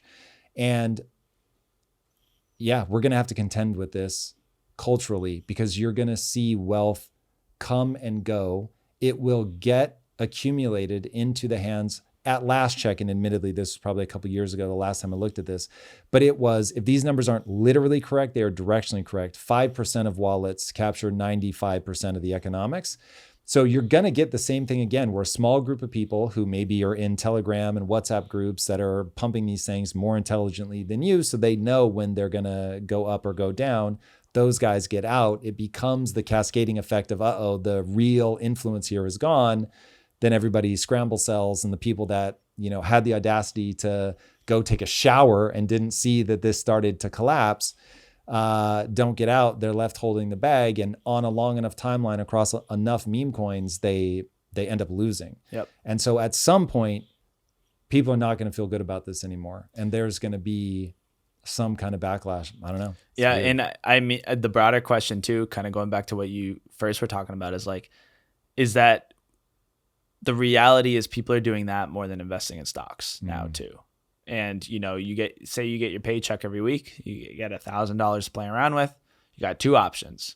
Do I put it in the stock market, or do I try and turn it into 20 grand, 50 grand, 100 grand in meme coins? We saw this probably like 3 or 4 years ago with sports betting, and now sports betting has become like we've been going towards a more degenerate world. Like, it's so clearly obvious, sports betting now becoming legal. You now can kind of bet on anything with these prediction markets, which is a whole nother world that got big because you could bet on the election last year.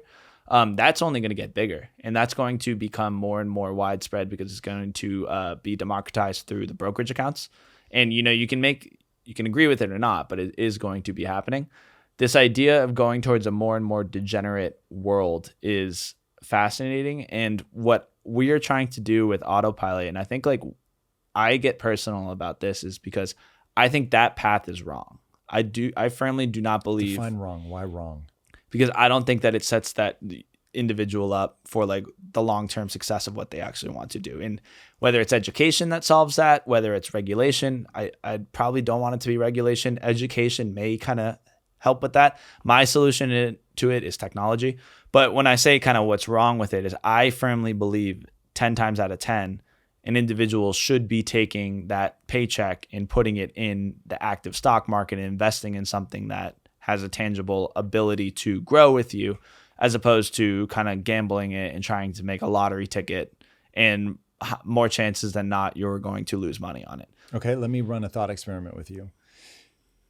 If you knew that people would make the exact same money for themselves by YOLOing in meme coins that they would make in the stock market over a 20-year period, would you care anymore about which path they chose? If the end result is the same? Well, one end result is the same. They will make the same amount of money, but that's the only variable I'm going to allow you to check. And then you have to make your decision. So I mean, in that scenario, I don't think this is an issue between the investing in the stocks. I think they're the same. If you're ending up at the same end goal 20 years from now, you end up with the same amount of money, or maybe not even. Well, at the end, at the end, if you're making the same amount of money, I think that is fine. I think the problem with that is the people don't make money in these meme coins to the same degree that they can make money in the other alternative, which is the stocks, the active investing. Yeah, no, I get that. I just wanted to see if you have any other reason why you'd want to see people migrate away from meme coins into the stock market. So I do. So I am more and more convinced as I spend time live streaming that I am the old man tilting at windmills. But I really want people to understand how money works. Here is why meme coins should be legal. People should be able to do whatever they want with their money, because I have just an overriding thing that is your fucking money. And if you want to sit in a circle and light it on fire, that is your business, and nobody should get to tell you otherwise. Having said that, I would still want to see people invest in the stock market. Not that they should be forced, but I would still want to see people invest in the stock market because of how money actually works. So I don't think people understand why the public markets exist. The reason the public markets exist is companies are making a trade-off with potential investors. They're saying, look, I want to build this company, but I don't have the capital to do it. Oftentimes just cash flow in and of itself, like you might be profitable, but the amount of time that you have to outlay the cash into the ingredients, in my case, making a protein bar, or somebody else, the car parts, whatever. It's just the lead time is so long. Even though you're wildly profitable, you still have to borrow money in order to cash flow out the length of time you need to. So, hey, dear public market, I'm going to let you own a piece of my company, which is going to let me actually go build this thing. And that's going to advantage us both. I'm going to be able to create this self-sustaining economic engine, and you're going to be able to make money off the back of that if I'm able to pull this off. Now, I may not be able to, and that's why I call it gambling. But if I'm able to pull this off, then you're going to get money and I build the thing. Now, the reason I really care about that is I think people lose sight that when a company is able to aggregate capital, they are able to make something that makes the world better. And you need to only look back in time and go, oh, wow, we used to die really young. Even if you just grant me that we've figured out ways to, for instance, deal with microbes. Cool. Very advantageous. What is the mechanism by which you get that level of innovation? And the answer is the aggregation of capital. You make enough money that somebody doesn't have to go work on a farm. They can instead be a scientist in a lab looking at a thing. Or maybe you just like air conditioning, and now you can actually live in Florida and not hate your life. So, or you can survive a winter in Germany because you have a heater. These are all technological advances that were born out of people innovating with companies. Take coal mining. If you look at the graph of the reduction in deaths of coal mining, it drops from, let's say, 100% all the way down to like 10% of what it was before the first safety regulation. Okay. So what dropped it all the way down? It was just commercial innovation. It was like, oh man, replacing all these coal miners that keep dying sucks. And so businesses spring up, creating these innovations that are then able to keep people safer as a kind of selfish act towards just building this economic engine.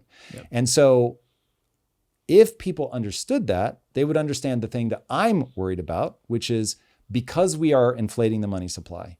And that is an oversimplification, but it is so directionally correct.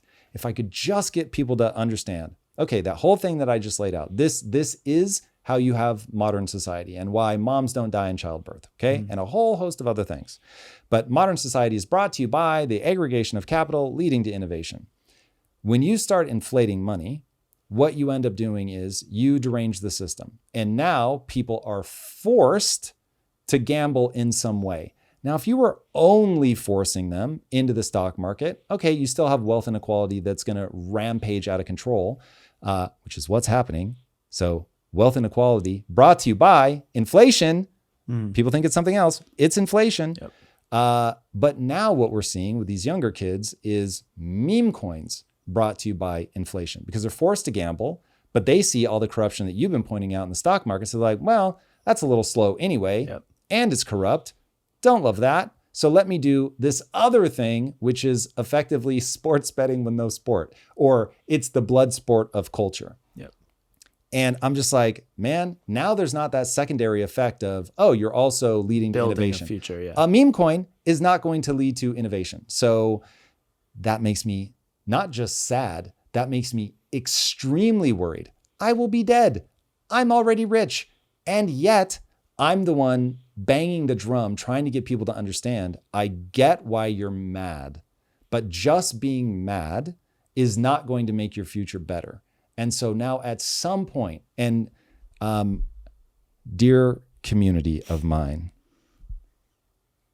they need and want to be seen for the emotional distress that they are in. I see you, I hear you, I feel it, I get it. But you can do a thing now that will allow you to get out of that dark place. But to do that thing, you have to piece together, how does the world actually work? If they can build that up and go, oh, okay, cool, I get how this game is played, then they can lobby for the right changes to how we handle politics. Then they can put their money in something that's slower, it's maybe not as cool, but it will build their wealth while allowing them to invest their values. But to invest your values, you have to know your values. Okay, one, I'll put a period there and see if you can tear any of that down, please. I want to get smarter.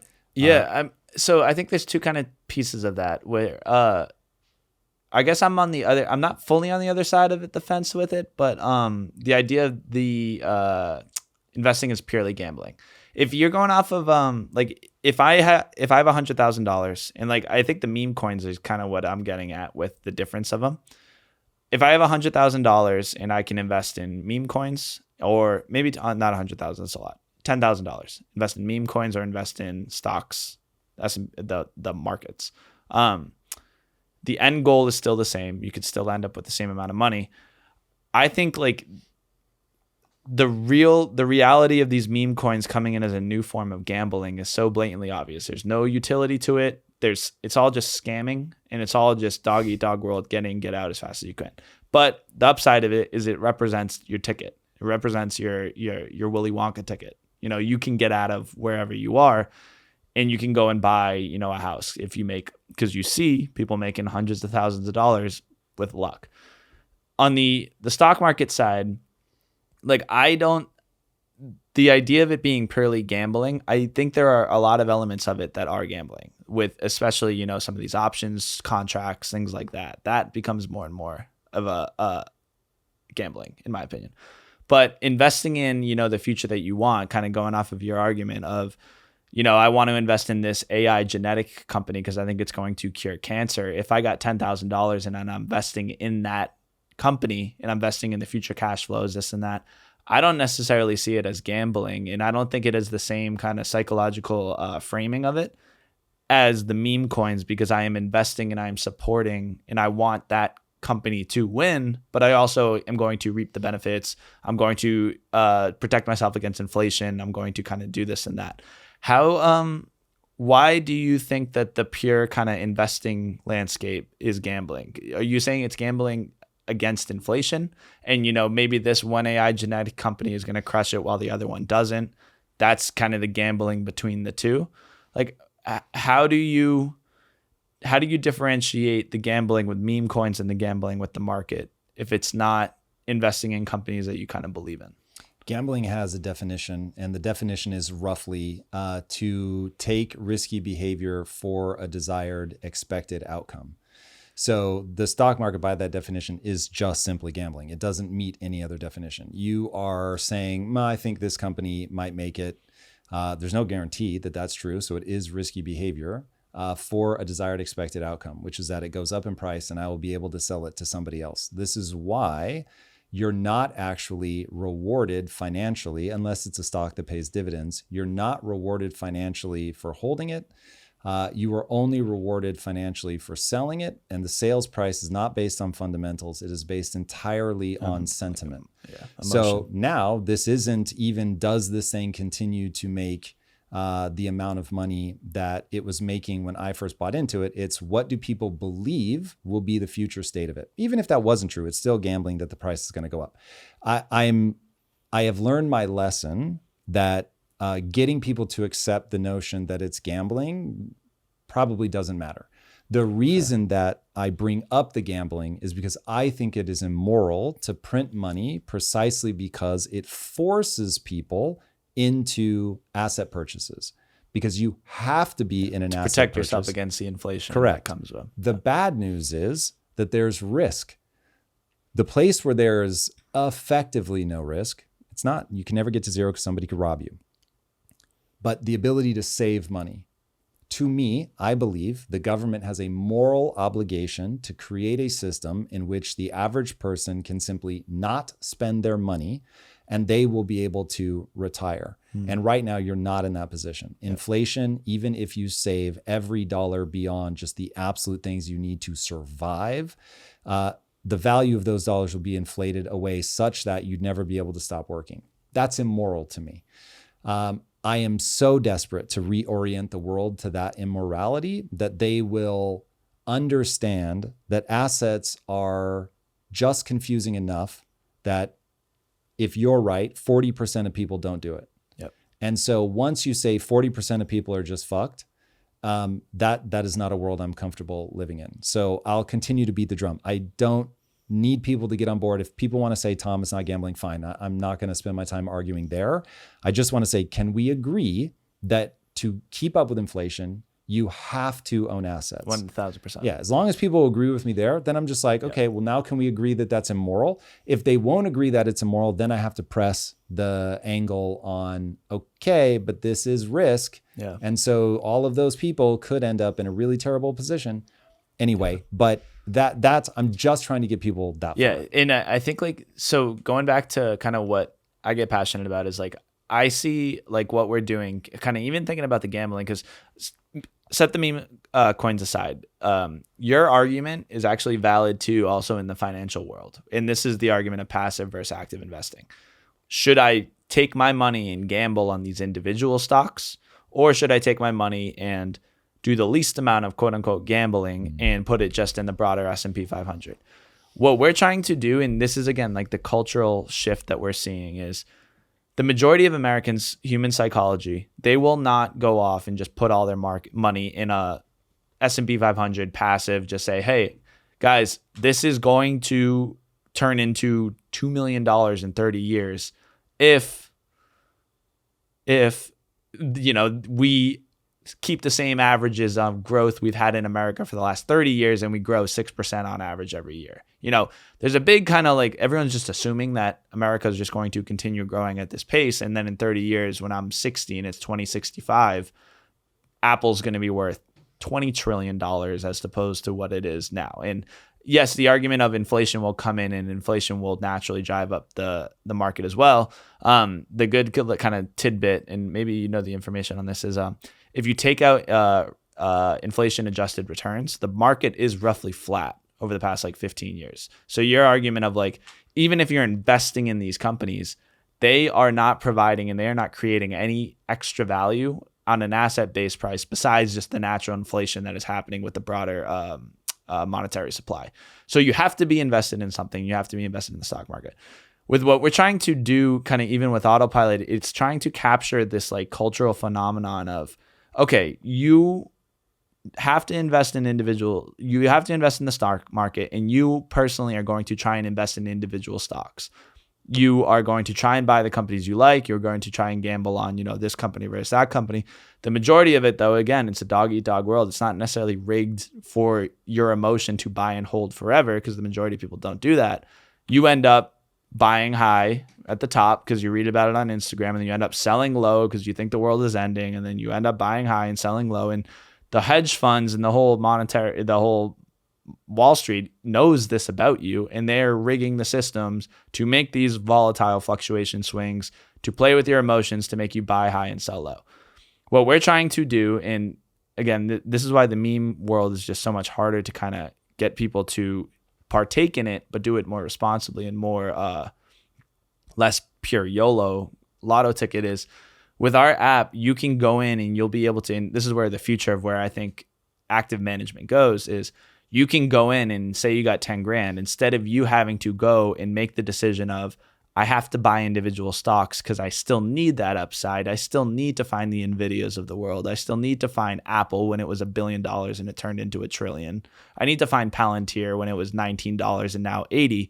I have to buy these stocks, but I don't know how to do it. My emotion drives me nuts. It makes me sad, and I just am so kind of sick of it. I'm not going to try it. I'm just going to go and play the YOLO meme game. I know I should be playing that game, but I'm going to play this game because it's easier. I understand if you're in early, you win. If you're not, you lose. Much easier to understand than watching Palantir go from 20 to 60 to 40 to 80 to 70. It's just too hard to play that game. With what we're doing with autopilot is we're trying to build out a marketplace of high quality active investment strategies where instead of you making the decisions on your own, you can come in and you can find a high quality guy. You can find someone that you trust. You can find this proven active investor and say, hey, I'm going to take the entire burden of stock picking and I'm going to give it to you. You deal with those day-to-day swings. I will just passively watch and you tell me the commentary of what's going on. But if we're winning together, let's go. Love it. We're up. If we're losing together, we all lost money, but at least it wasn't me having to deal with the mental decision of, fuck, I lost myself money, instead of like, I was following someone I trusted more and they lost me money. I can kind of live with that.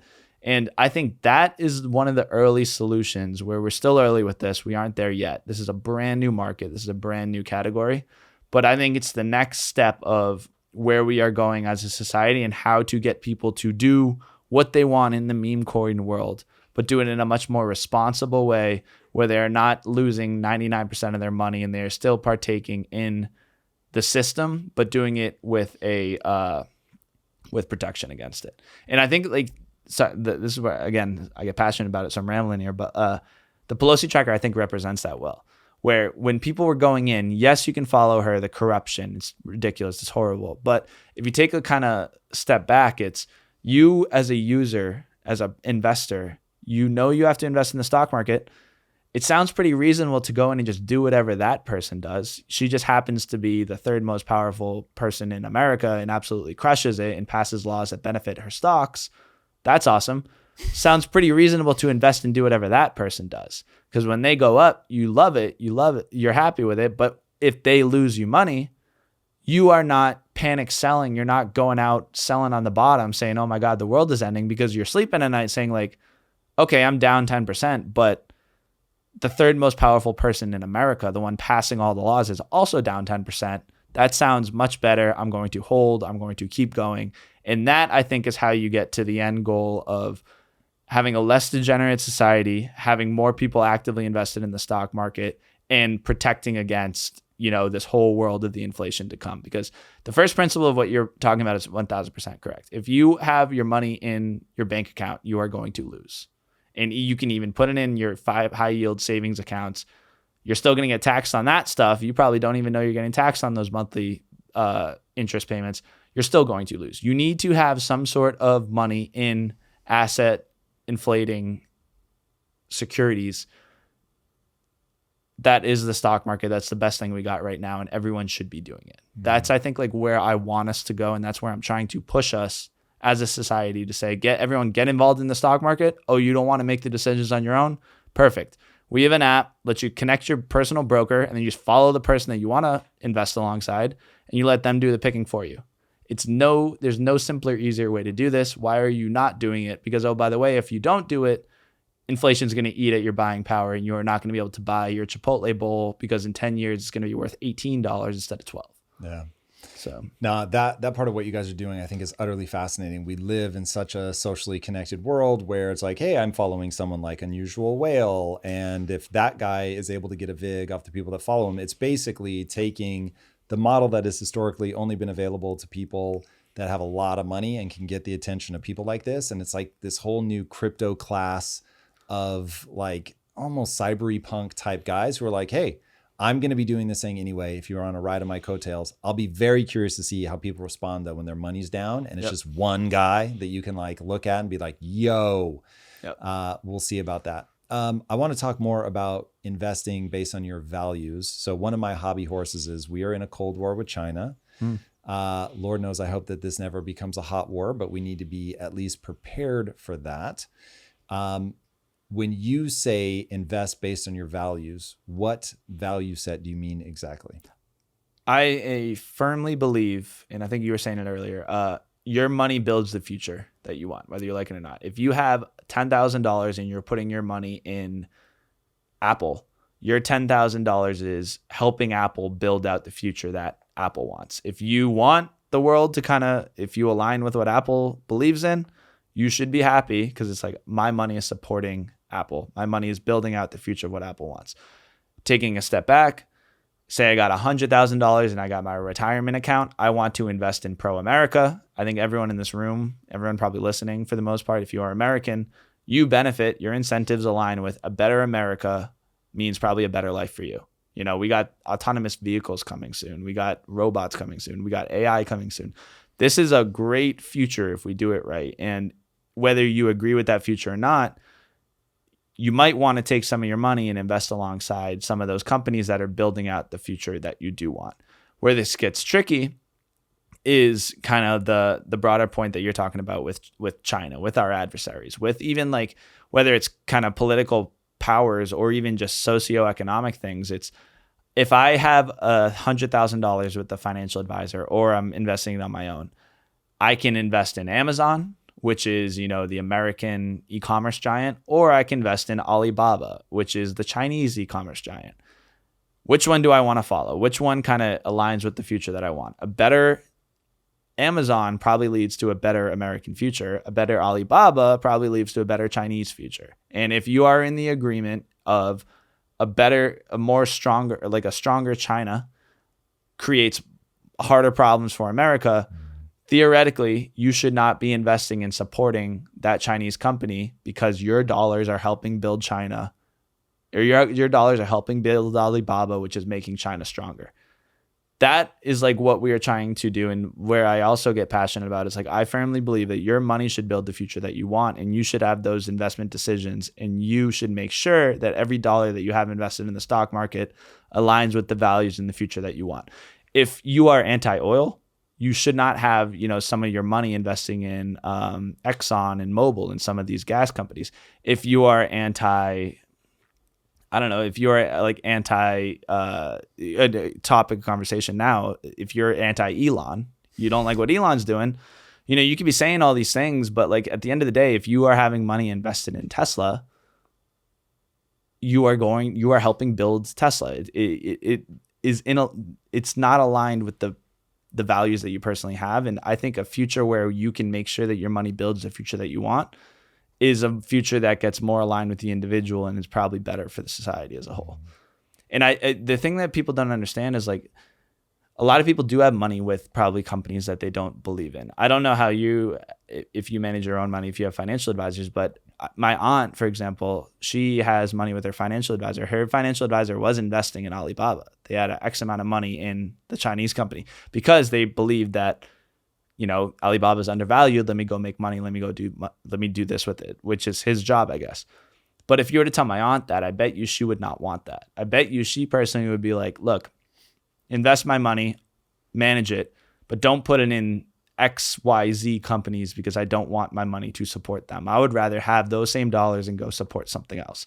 You know, yes, swing trading, maybe you think there's a technical analysis on the Alibaba chart. You put $1,000 in, you try and swing it up to $1,500. You make 50%, you get out of it. Like that, I think is fine. Like I don't see any problem with that. But the long-term idea of taking your 401k and having it support companies that you don't believe in and align with your values, I think is a problem. And I don't think there's any product out there that is really solving that just yet. Yeah, it'll be very interesting to see how popular that is and then what that does to the landscape of whether it's American companies or global companies.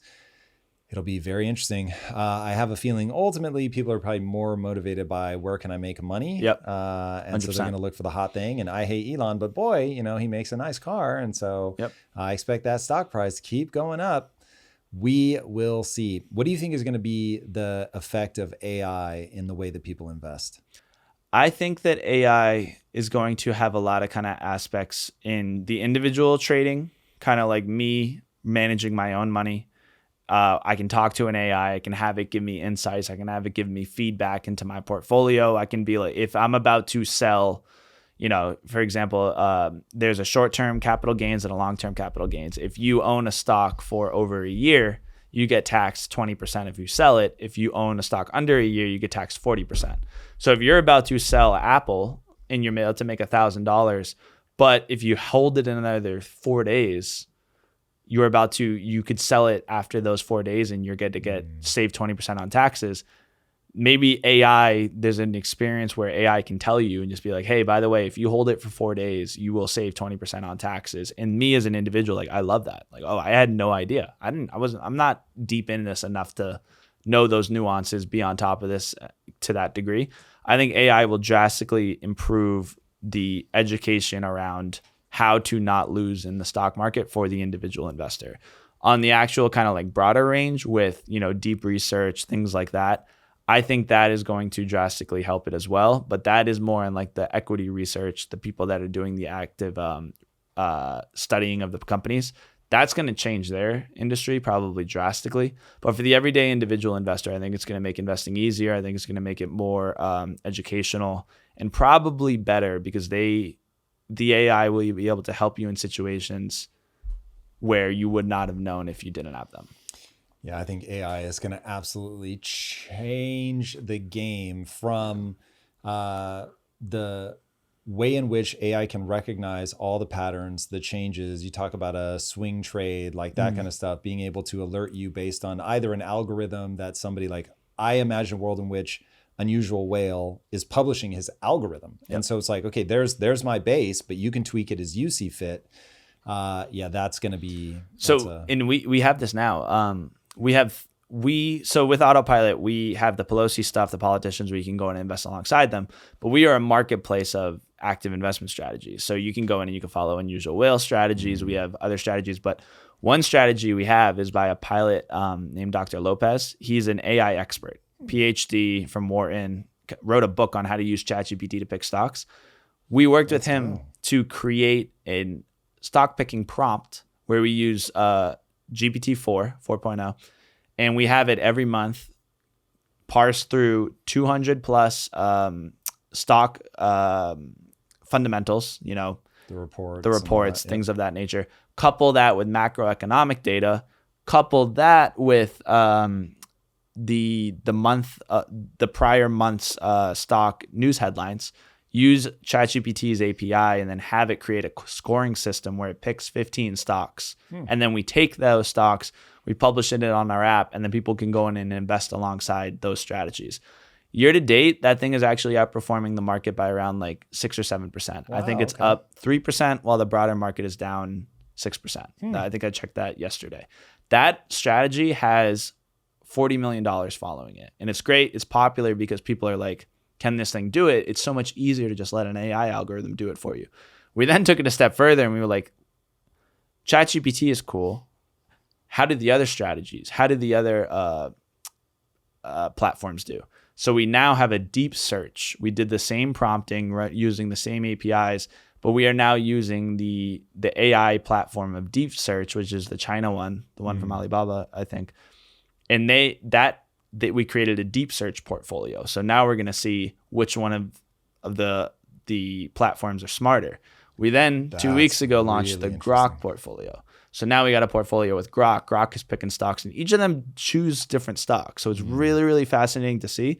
And I think to your point, the broader question is, it's like, can it pick stocks better than hedge funds? You know, we'll have to see. On a long enough timeline, I guarantee it. Yeah. And I get very excited with the AI stuff, just based on that. And I mean, you could take it a step further. Like, we can create algorithms where you can have it do everything that we just talked about, but say, go find the diamond in the rough companies. Go find the companies that no one's ever really talking about. Go find the companies that, you know, based on what Trump is talking about with tariffs and working with Zelensky on some mineral deal, is there a stock out there that will benefit from this? And it does its research, and then it spits out 5 or 6 random companies you never heard of. And it's like, you know, there's a company called ALB. Why is ALB interesting? Why does that have some insights into what is going on with Trump and Zelensky and all them? Oh, it's because like 60% of their construction and them taking the utilities out of the ground is happening in Ukraine. So if Trump signs a mineral deal with Ukraine, that stock clearly, obviously, will benefit. And, you know, the stock goes up 5% once that deal is signed. I think that's also where AI will drastically help. It will find diamond in the rough companies that the average everyday person just can't find and won't have the time to do the research on their own. This is a wild future, man. You guys really have your finger on something. This is extremely interesting. Chris, if people want to follow along with you, where would they go? So on Twitter, it's probably where the biggest. My personal Twitter is Chris J. Josephs. The Pelosi tracker, just at that. I think that is probably the best spot to see us, where we're exposing the corruption. We're trying to get them banned from trading. Again, so any support on that is great. On our main socials for our autopilot, it's all Join Autopilot. That's on Instagram, TikTok, and Twitter. So you can go follow us all there. And then if you want to support the cause, if you want to kind of check out the app, you can do it. It's all free. The only payment part of our app is paying for the subscription to get the automated trading. But you can go check it out. All the performance numbers are there. And it's just autopilot on the App Store. I love it.